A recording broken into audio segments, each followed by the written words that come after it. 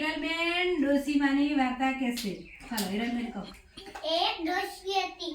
ડોશી તો એની દીકરીના ઘરે જાતી હતી. તે દીકરીના ઘરે જાતી હતી ને તે એક તો વાઘ મળ્યો તો કે વાઘ કે હું તને ખાવ તો કે દીકરીના ઘરે જવા દે, તાજી માજી થવા દે, પછી મને ખાધે. તો વળીને આગળ ગઈ તો શીશી કહું હું તને ખાવ તો દીકરીના ઘરે જવા દે, તાજી માજી થવા દે, પછી મને ખાધે. વળી તો આગળ ગઈ તો વડું મળ્યું તો વડું હું તને ખાવ તો વડું કે ડોશી કે દીકરીના ઘરે જવા દે, તાજી માજી થવા દે, પછી મને ખાધે. પછી વળીને આગળ ગઈ તો સામે સાકે હું તને ખાવું તો બસ નીકે દીકરીના ઘરે જવા દે, તાજી માજી થવા દે, પછી મને ખાધે. તો પછી વળી દીકરીના ઘરે પોકી હતી તો કે પછી દીકરીએ તો લાડવા ખવડાયા, શીરો ખવડાયો. પછી એક માતો કે મન તો કે બધાય પાણીઓ કે જંગલ ના કે મને ખાય તો કે એક દીકરીએ તો એક નંકો પાયો હતો ને એમાં તો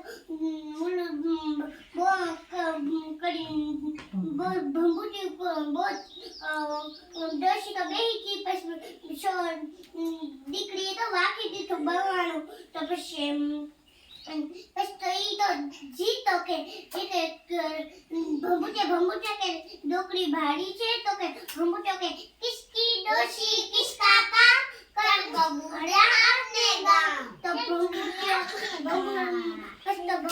તો વળીને આગળ ગયો તો પછી શી મળ્યો તો શી કે ભંભુટિયા કે ડોશી ભાડી હે તો કે ભંભુટિયો કે કિસકી ડોશી કિસ કાકા ચલ બબુડિયા આપને ગામ. તો વળી તો ડોશી તો આગળ ગઈ તો વડું મળ્યું તો વડું એમ કીધું કે તો કે ડોશી ભાડી તો કે કિસકી ડોશી કિસ કાકા ચલ બબુડિયા આપને ગામ. તો બસ તો ભંભુટિયો વળી આગળ ગયો ને ભંભુટિયો વળી નામ જાતો તો તે વળી તો હાકુ કે કે ભંભુટિયા કે તો ડોશી ભાડી તે બસ કે કિસકી ડોશી કિસ કાકા ચલ બબુડિયા આપને ગામ. તે ભંભુટિયા બસ ડોશી તો જીત તેના ઘરે તો પછી એ ડોશી તો કે ઈ તો ડોશી હે તો ડોશી તો અંદર ગળી ગઈ અને બમણા તો વાકી દીધા. પછી ઉઘાડ્યું પછી તો પછી બમણા આડા દઈ દીધા ઘરનો. તે પછી પ્રાણી બધા પાછા પાણી બધાય પાછા ગયા.